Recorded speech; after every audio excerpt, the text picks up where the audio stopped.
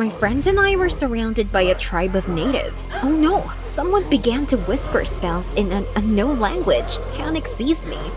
No, I don't want to die. Not like this. I was friends with Lily, Jenny, and Dolly since high school. It seemed that we were completely different. But we were united by one thing.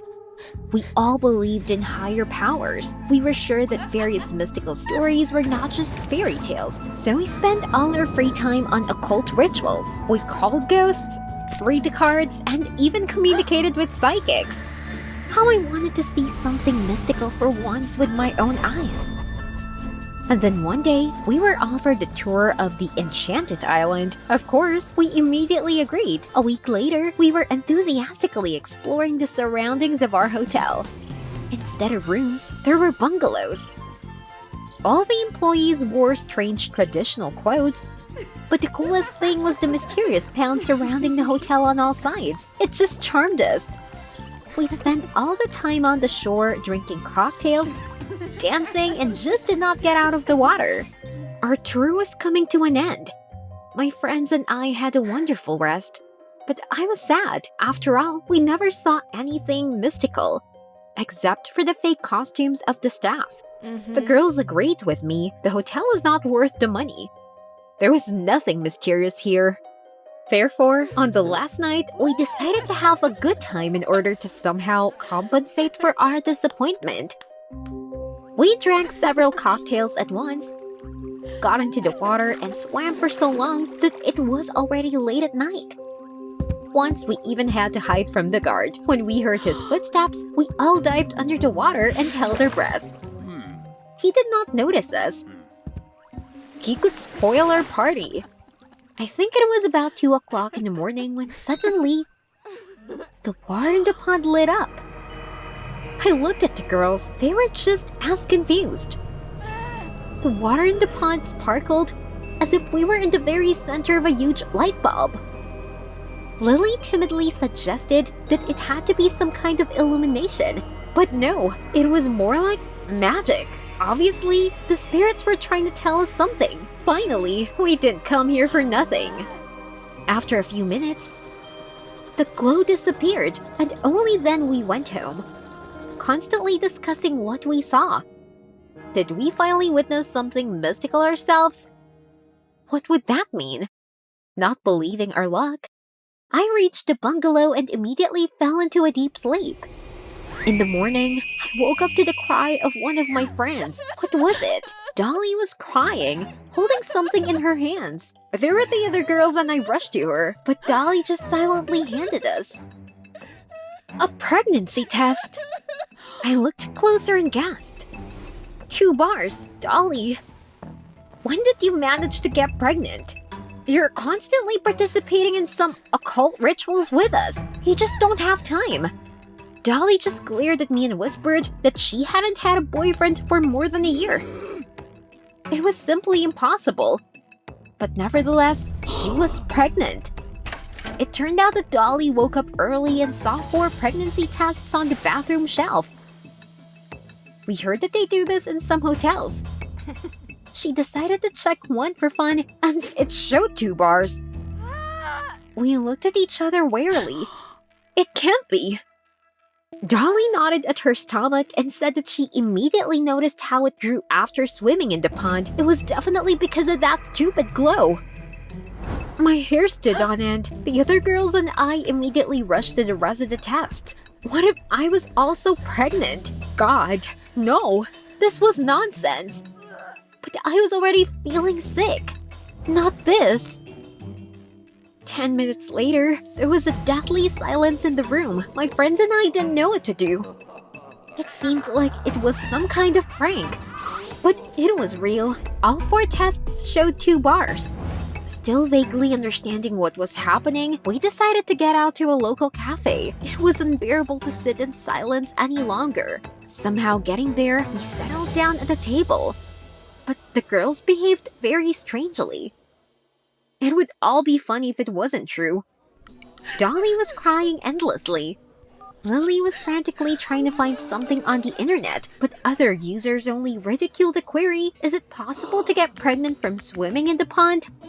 Jenny took a long time to order something from the waiter. But when her order arrived, I grimaced. She was dipping kiwi in ketchup. Who eats this? It's much tastier with mayonnaise, crossed my mind. I didn't even notice how I began to stroke my stomach myself. What the hell was I doing? No, we needed to solve something urgently. The waiter came up to us. He was wearing traditional clothes, just like a local. And then it dawned on me, he knew exactly all the legends and secrets of the island.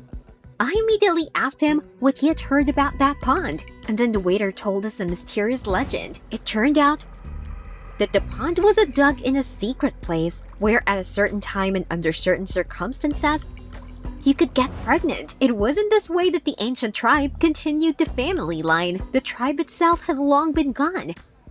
Only their distant relatives still lived somewhere in the jungle. Finally! At least some kind of clue. Half an hour later, we were already pushing through the impenetrable jungle. I knew that this was not an occupation for everyone, but I did not expect that everything would be so difficult. We were constantly attacked by a swarm of strange huge insects. Their bites made our bodies swell and itch. The unbearable heat made me dizzy. The sweat flowed down in streams. Besides, Lily almost stepped on a poisonous snake. Sometimes I thought we were going to die in this damn jungle. Therefore, I was terribly glad when I saw a settlement among the trees and vines. We would fix it soon. The inhabitants at the settlement looked at us with apprehension. But we immediately asked how to get to their leader. One of the natives kindly led us to the largest house in the village. But the leader refused to accept us. Had we come all this way for nothing? But then it dawned on Lily. She took off her favorite gold bracelet from her hand and hesitantly handed it to the leader. He looked at the bracelet with an arrogant look. But the chief took the bracelet and motioned us to the hut. Hooray! Well done, Lily! The first thing I did was ask him about the pond. Could we really get pregnant from it? The leader nodded warily, but said that they didn't use this method for a long time. Women who got pregnant in the pond gave birth to demon children. He narrowed his eyes and asked why we were interested in this. I swallowed. Demon children? They would kill us right now if they found out. Lily and I looked at each other. I think she was thinking the same thing. It was time to get out of there.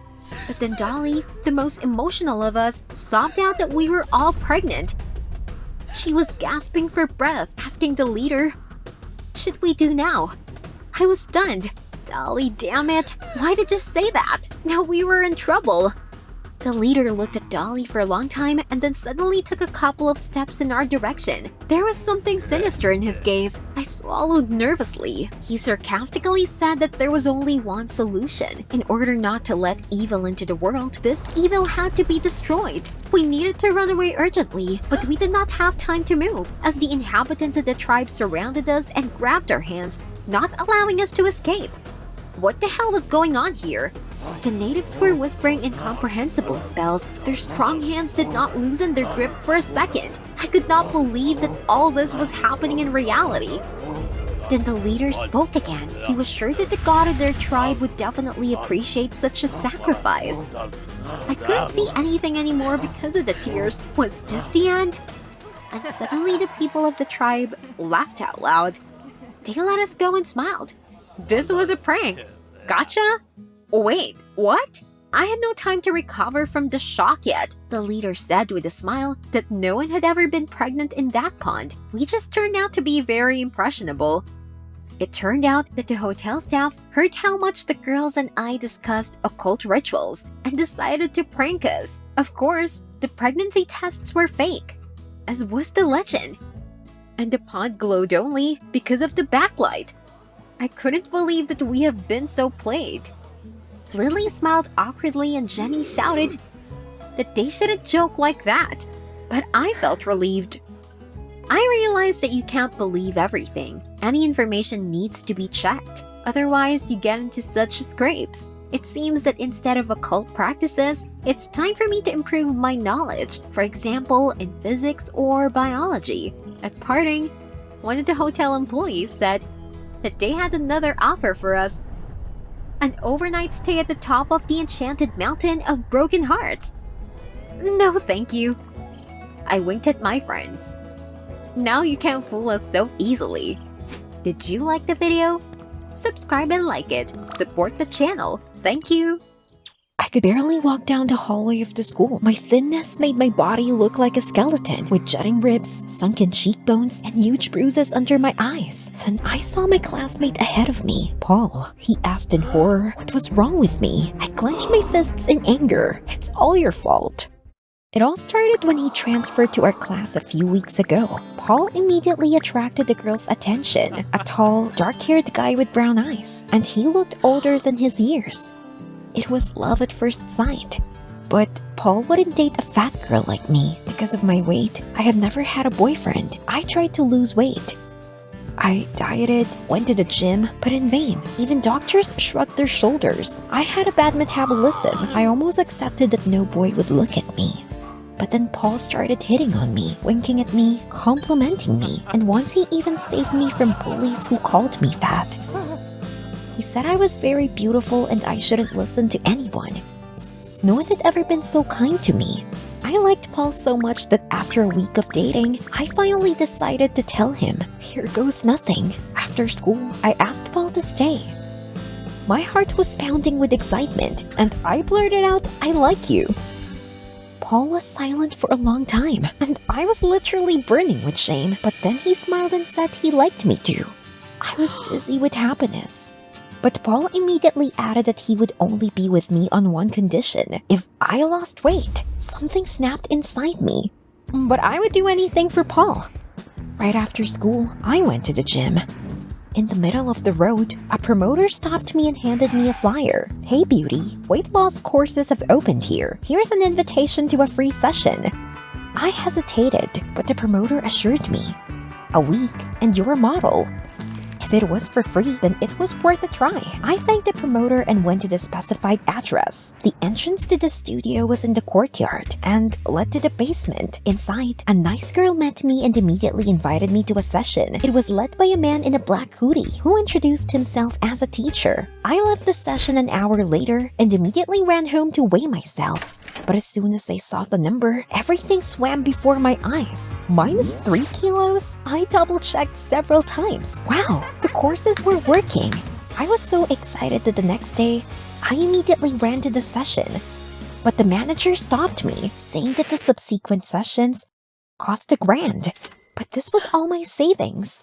There was no choice. I wanted to lose weight so much that when I got home, I took out my stash and frantically counted it. Damn, not enough. I was almost desperate when I found more bills in my jacket pocket. Got it. Mom came home from work and asked me where I was going. Panic gripped me. I immediately blurted out that I was going out with my friends. My ears burned. It was the first time I had lied so blatantly to my mom, but I couldn't tell her about the courses. She wouldn't understand. After giving all the money to the manager, I went to the second session. And after that, I immediately ran to the weigh scales. Another minus 3 kilos. I also saw the result in the mirror. My belly got flatter and my thighs were getting thinner. Even Paul at school said I was getting prettier and hugged me. My classmates blushed with envy. And I was over the moon. I should lose a little more weight, and we would be together. But where could I get the money? At school, I only thought about it until I realized that I had only one option: to ask my parents. At home, I walked over to my mom, biting my lip. If only she would agree. But as soon as I started talking, Mom interrupted. Money didn't grow on trees. I immediately went to my room, slamming the door behind me. She never understood me. But Paul would not wait. He would find a beauty and all was lost. Stop. And if I stole the money, a chill ran through my body. I never stole anything, but my parents themselves are to blame. They couldn't understand me. While they were in the kitchen, I crept into their bedroom and opened my mom's bag. The wallet was still there. With trembling hands, I took out the money, and then I heard footsteps approaching. I felt a rush of heat. I hurriedly shoved the wallet back in and put the money in my pocket. Immediately, the door swung open. Mom looked at me sternly and asked me what I was doing. Swallowing, I managed to say that I wanted to apologize to her. I gave her a quick peck on the cheek and ran outside. I couldn't wait to lose more weight. On the session, I gave all the money to the manager. Although I felt bad, thoughts about losing weight and Paul occupied my head. The manager took me to a session. After that, I rushed home to the weigh scales again. -3. I lost a lot of weight. And I could finally date Paul. But he shook his head. You're still not skinny enough. I almost fell over. But where could I get the money? I felt overwhelmed. Paul and I could never be together. I was thinking of borrowing from my classmates, but no one wanted to lend me that much. There was only one thing left to do, steal from my parents again. In the evening, after waiting for my mom to leave the bedroom, I slipped inside. My heart was pounding. Where was this wallet? I looked around the room and noticed it on the nightstand. Great! I immediately grabbed the wallet as the door opened. My heart sank when I saw Mom's furious expression. It's not what you think. Mom shouted that I was taking something forbidden because I had lost so much weight, and I was sneaking cash out of the wallet. I was so hurt to hear that. Mom added, if this happened again, she would send me to the clinic for treatment. I almost burst into tears and immediately ran to my room. In the morning, I went to school in a terrible mood. Paul wouldn't be with me, all in vain. But then a guy came up to me and exhaled. What a slim little thing. This was the promoter who told me about the courses. What if he helped me? I asked if he could lend me money, and the promoter was surprised. Where could he get this amount from? His words made me droop. The promoter, noticing this, smiled encouragingly and asked me why I needed the money. Almost crying, I blurted it out. Then he frowned. But how did the session itself go? I shrugged. The teacher in the hoodie took me to the room, and after that, I didn't remember anything, but the main thing was the weight went away. Leo, that was the promoter's name, looked puzzled and asked again, what do you mean you don't remember? This is all terribly strange. He himself never met with the boss, only invited the girl to a trial session. What if this was dangerous for the health? I thought about it. Maybe Leo was right. I was so obsessed with losing weight that I didn't even ask why my weight was going down. What if there was something illegal there? It was impossible not to remember the whole session.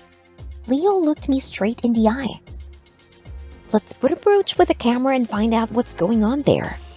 I nodded immediately. I wanted to know what was going on in this strange center. But where could I get money for a session? My parents would put me in a clinic if I said a word about the courses. Leo then asked if they could hold a session on credit.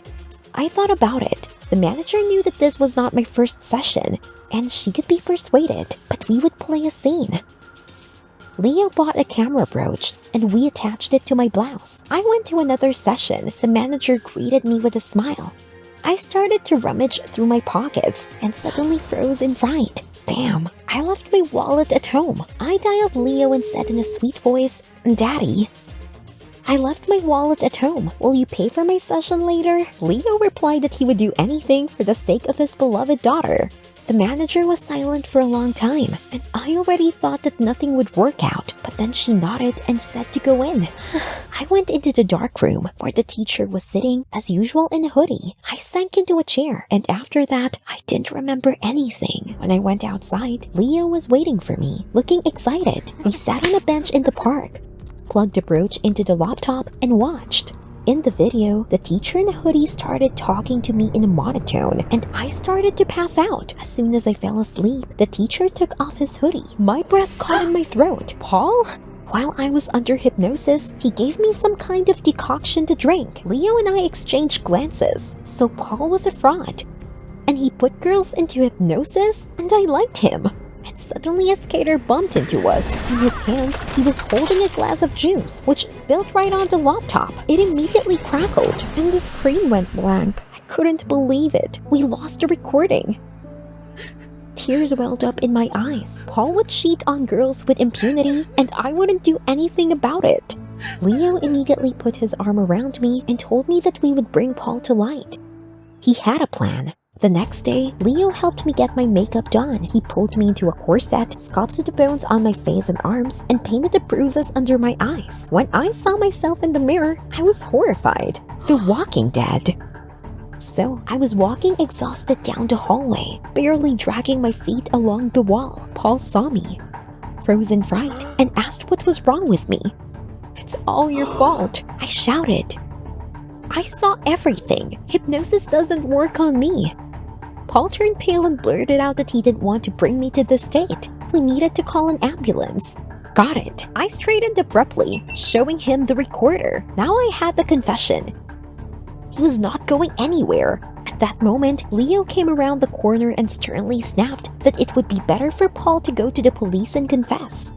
Paul looked at us with wild eyes and then abruptly took off for the exit. No, Leo and I ran after him, but Paul was much faster than us.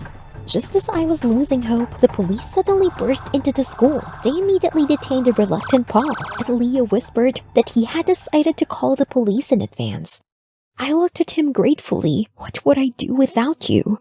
Paul's trial soon took place. It turned out that he was not a student at all, but a 35-year-old man who had been wanted by the police for a long time. He deliberately pretended to be a student and flirted with fat girls, persuading them to lose weight and lured them to his sect. Under hypnosis, he inspired them to come again and again, giving all the money. Mom said she was very proud of me, and I did find a boyfriend in the person of Leo. And even though I later gained weight again, my health was much more important to him than my weight. And if a guy is more concerned about your appearance, does he really love you? I ran as fast as I could. Behind me, the iron footsteps of those creepy robots could already be heard. Hurry up! The bunker is already close. Come on! And then a metal robo hand closed on my leg. It's over. I struggled, but suddenly my eyes began to close. It looked like I was injected with a sedative. I started to fall asleep. I felt so calm, and at the moment, I was flooded with memories of my parents. How I missed them now, because they were no longer alive. They were scientists. My dad and mom gave me all their knowledge and developed my talent for chemistry. I didn't have any friends, so I spent all my free time with them. But soon, the planet was filled with wild rats. They were not afraid of people at all and openly attacked them. It was even impossible to walk freely in the streets. The government instructed my parents to get rid of the rodents, and my parents began to develop a virus that would deprive the rats of the ability to reproduce. They successfully managed, but conducting final testing, they revealed a side effect for people. Any infected woman most likely would no longer be able to give birth to a female child. This could lead to the extinction of humanity. My parents told everyone about it and wanted to stop the development, but President Evil did not listen to them in order to use the virus. Mom and Dad refused, but they knew that this would not stop the president and secretly hid me in a bunker to protect me from the effects of the virus. The virus was used, and the next day, when I was communicating with my parents via video link, the servants of the president came to them. After that, right before my eyes, the robot split mom and dad with a beam for insubordination. The servants got sight of me on the monitor screen and gave the president information about the surviving daughter of the scientists. I burst into tears. My parents were gone. I was all alone. I couldn't trust anyone else in this world. The location of my bunker was not determined. I was safe and I had everything I needed. In addition to the food, my parents left me a lot of books and a screen where the main news was broadcast. From them, I learned the virus had spread instantly and had already worked successfully on rodents. All the channels were talking about it. Gradually, the anger gave way to apathy. I lay in bed all day thinking about what had happened. One day, I learned from a regular news release that the virus still had a side effect that my parents had warned about. Not a single baby girl had been born in the last few weeks. But my parents did not have time to make a vaccine that would have saved the world from the virus. That day I couldn't sleep until late at night. I kept thinking, and at some point, I decided for myself that at any cost, I would finish the work of mom and dad. My love of chemistry would definitely help me. I spent days trying to figure out the formula, but every time it turned out that something was missing. I was desperate. Food supplies in the bunker began to run out. I knew I couldn't go out, but I couldn't go any further without water. Then I covered my face with a mask and carefully climbed out of the bunker into the street. Suddenly, on all the street screens, I saw a video with the president's disgusting face. He was talking about me. What? He said that he was looking for the daughter of the dead scientist who created the virus, the only girl who was not infected who could give birth to a girl and save humanity. There was a huge reward for my capture. I was taken aback. If I got caught, I definitely wouldn't be able to finish the vaccine. I ran back to the bunker, but suddenly I was seized by the iron hand of a robot. Apparently the mask had slipped off my face, so I fell into the hands of the president. I was distracted from my memories by the voice of President Evil, not from the screen this time. I woke up in a large office. I was surrounded by a ring of robot guards, and Hotly Evil was not far away. The robot guards helped me, and I listened with disgust to the president's speech about saving humanity and the need for me to become an incubator for birth.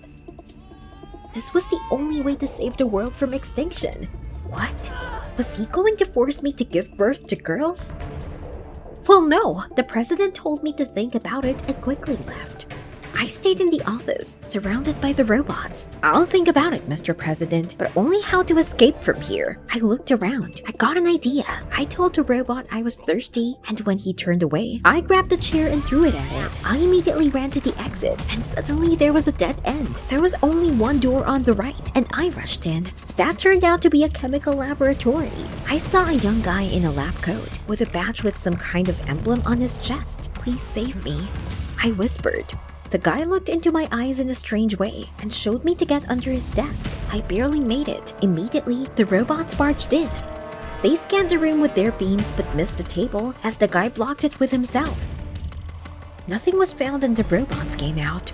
As soon as the door closed, the guy threw me a cloak with a respirator, and when I put them on, he told me to follow him. Why was he helping me?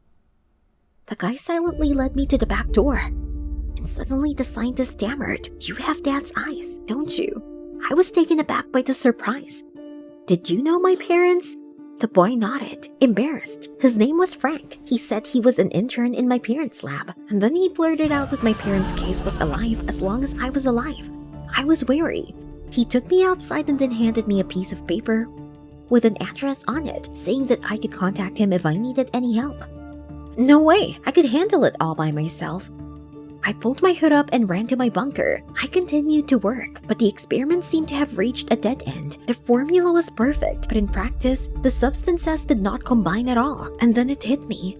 I needed a laser cannon, but it was only in the scientific center. How do I get there?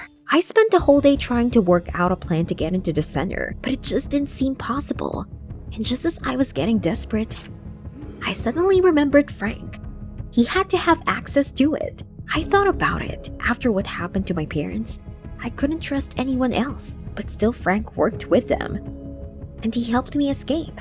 So I went to the address on the piece of paper. I knocked gently on the door, but no one answered. What if this was a trap? There were robots everywhere, and if they saw me, I was dead.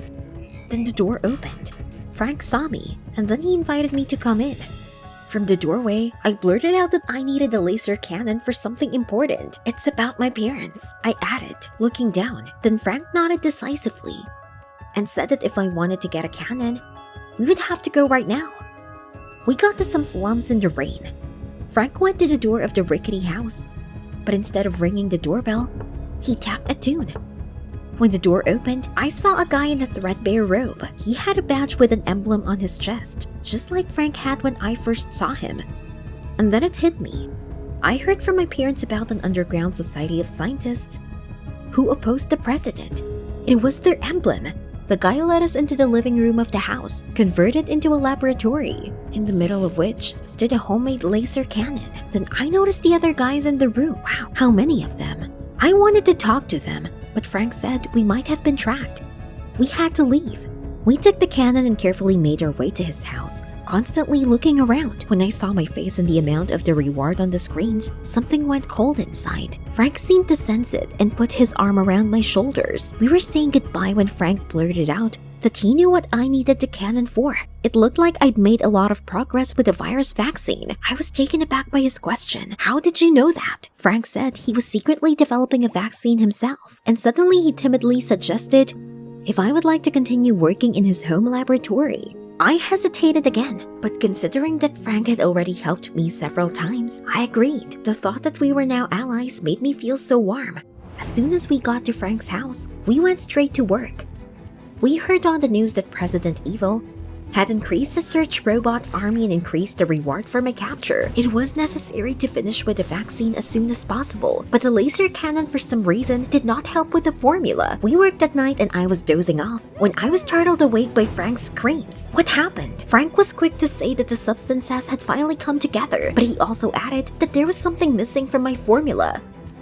Don't hesitate, speak. But then Frank hesitated a little and blurted out that to finalize the vaccine, we need to combine our DNA.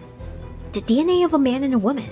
I was embarrassed, but Frank took my hand and told me that we would definitely succeed. This is the last leap. We can't stop now. I looked into his eyes and agreed. Yes, Frank. Let's do this and save the world in the name of the memory of my parents.